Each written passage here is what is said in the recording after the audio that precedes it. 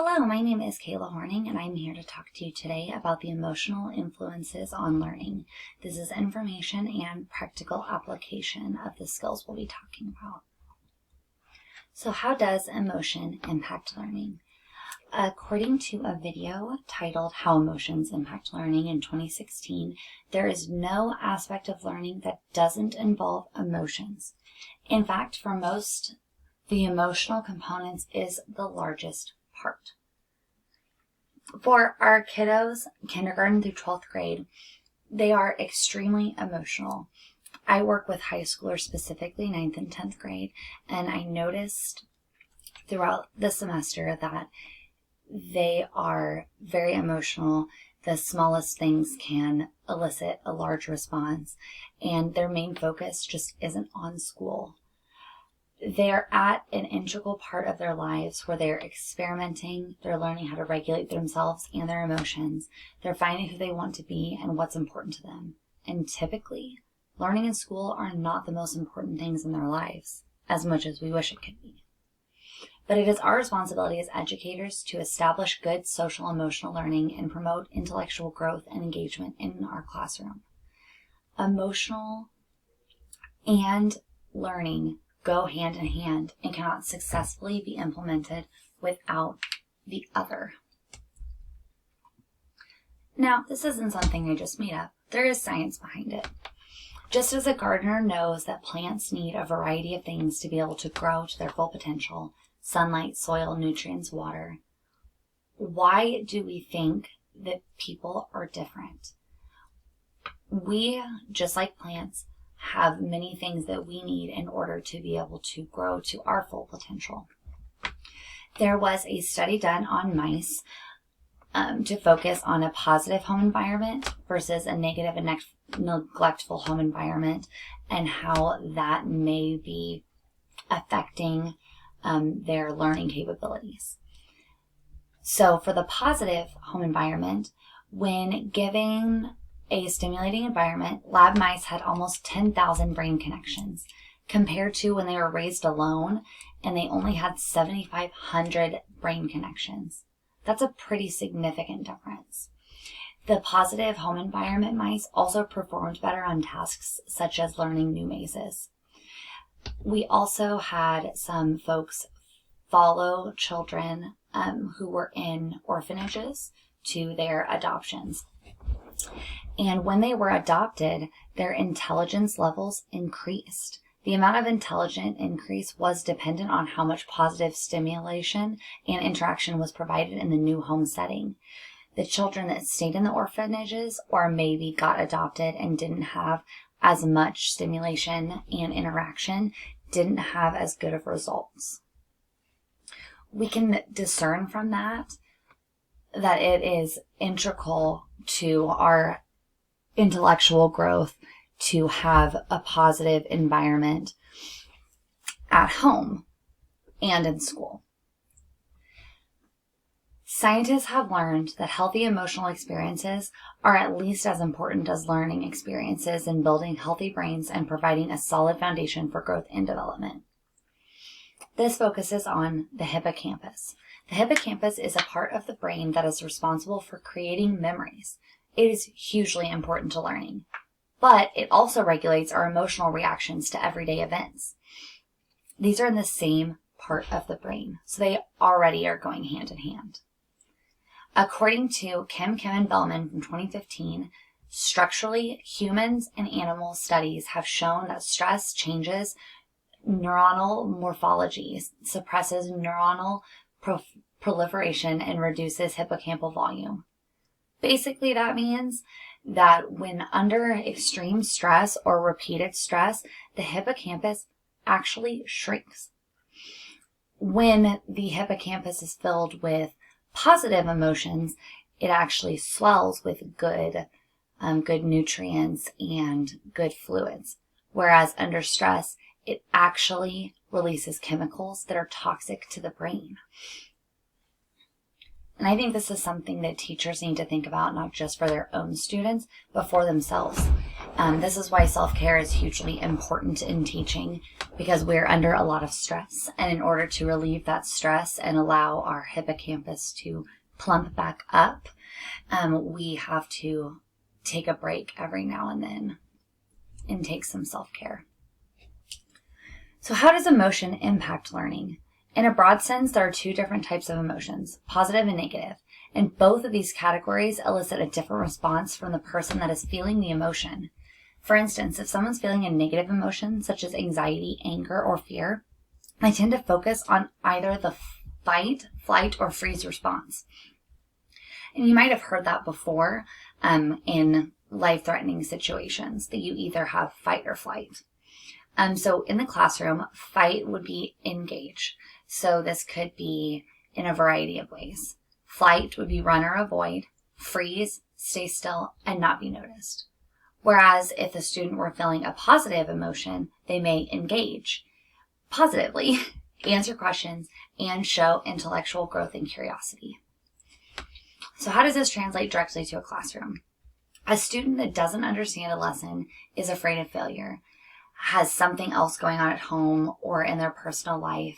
They may be experiencing some negative emotions. This affects their interactions in the classroom due to the fight, flight, or freeze reaction. If a teacher calls on a student who's experiencing a negative emotion, they may react in one of the following ways. Fight. So show a behavior that is disruptive or problematic, such as talking back, making a joke, or saying something inappropriate. They could choose the flight. If the student chooses flight, they may avoid the question altogether, say they don't understand or they're confused, or the student may ask to go to the restroom or nurse just to leave the room to avoid answering questions. If you're teaching and you notice every time you start a certain section, if a student always gets up to go to the bathroom, they are probably in that flight mode. The last option would be freeze, and the student may not respond at all. They would avoid answering questions or not complete the assignments for fear of failure. So if they don't answer or if they don't turn something in, then they know what their outcome will be. They don't have to have that anxiety and stress wondering if they will pass or fail. How can educators change the negative emotions to positive? So according to Schnert-Reichel in 2017, classrooms with warm teacher-child relationships support deep learning and positive social and emotional development among students. If teachers can create good relationships with their students, create comfortable rapport and environments where they are comfortable sharing what has them stressed, or where they are no longer afraid to fail, then there's a solid foundation for positive emotional growth. Promoting curiosity, an environment where everyone tries and is supported, where grades can be made up or matter less, are ways that we can lower a student's stress level and allow them to better engage positively in the classroom. Anything we can do to lower these stress levels and make sure that the student knows that they're safe, it's okay to fail, that it won't be detrimental to them, and that they are supported if they try, and that they won't be laughed at or ridiculed, or that failure isn't the bottom and you can always climb back up from it, and it's always a learning experience. So how can educators change the negative emotions to positive? First, we need to know some different knowledge emotions. The three main ones are confusion, surprise, and interest. So you'll see on the picture here that interest is in the high ability to understand and high novelty. So it's kind of there in the middle. So they're interested in it, and they have a high ability to understand. Surprise is that it's just a really high novelty. It's complex, it's unfamiliar. They are surprised or shocked by it. Whereas confusion is between that high novelty and low ability to understand. So with your confusion, you may be surprised by it and you want to know more, but it's complicated and it's hard to really get a grasp on. All of these make students want to learn.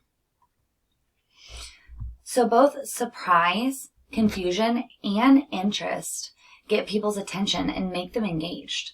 Paul Sylvia explains that humans learn virtually everything they know, from how to cook pasta to how the brain works, and interest is the engine of this massive undertaking of learning across the lifespan. So how do we interest our students in the things we're teaching them? I think that's the big question we all want to know the answer to. One option is practical application. Students today really want to know how they're going to be using this. They want to make sure that they're not wasting their time or their energy and that they're able to focus on something that they'll really use. Varying the activities that you do within your classroom to touch on the different learning styles might engage different students if the way that you're teaching doesn't connect with them or is too challenging. If you incorporate relationship building into the curriculum, students are willing to go further for you. A student that has no relationship with you is more likely to be unwilling to bend or take your word for it when you tell them the things you're teaching them is important. And they may just be interested in trying to impress you, which would let them do their work, and then they might potentially find something that interests them in the actual text that you're studying. And lastly, allowing for creativity and choice as often as you possibly can. As an English teacher, I try to incorporate activities where they can choose or show their creativity, where they can write about things that they care about, and we even do a choice novel project where they are allowed to choose the book that they're going to be reading. So what are the social and emotional struggles for our students in our district? In the recent training we did at PLC, we learned that an alarming 51% of students in our district have admitted to thinking about suicide. The stress of the pandemic, social media, expectations from many facets of their lives, gender identity struggles, challenges with race and culture, and more are all adding stress and pressure on our students. But there are ways that teachers can be present for these kids. We can respect their pronouns if they are working through gender identity struggles. We can be present, be there to listen non-judgmentally, and be a safe harbor for them. Asking open-ended questions, asking how they're doing, checking in, allowing them to talk and get things off their chest. We can't assume that we understand everything that they're going through, because sometimes we can't. And saying that we understand completely or offering our own experiences and opinions is sometimes more harmful than good. It's up to us to watch for concerning warning signs that may show that our students are having a harder emotional time than we expected. And we can provide helpful resources that I will talk about next. And lastly, we can respect and understand cultural differences within our students. Knowing what is right with my culture may be different from another student's, and so it's important to know that to be able to properly assist them when they are having emotional struggles. So here are a few resources for educators. We are a Capturing Kids' Heart district. And so, as you all would know, that means that we are really focused on relationship building. So using those tools that we learned, the social contract, good things where we talk to our kids about what's going on in their lives, making connections and building relationships like I've talked about is huge. If a student has one person in their life that they can rely on, one supportive adult at a school, they are so much less likely to have be at risk for suicide. And if they're less depressed and stressed, then we know that that will improve their learning. They have access to their student counselors, clubs where they can find a community that they fit in with. The Suicide Prevention Hotline, 800-273-8255 is a wonderful resource. There's also a free crisis counselor text line that can help with anything from anxiety to COVID problems to depression, suicide. All you have to do is text HOME to 741741. This is great for students because a lot of them don't like to talk on the phone and they would like that texting resource. You could also find support groups to help them talk about whatever they're going through with people that have experienced the same thing. Or, of course, our medical doctors at ComCare are really helpful for things like drugs, eating disorders, as well as suicide and depression. So thank you so much for your time, and I really appreciate you taking the time to listen to this. Have a wonderful rest of your day.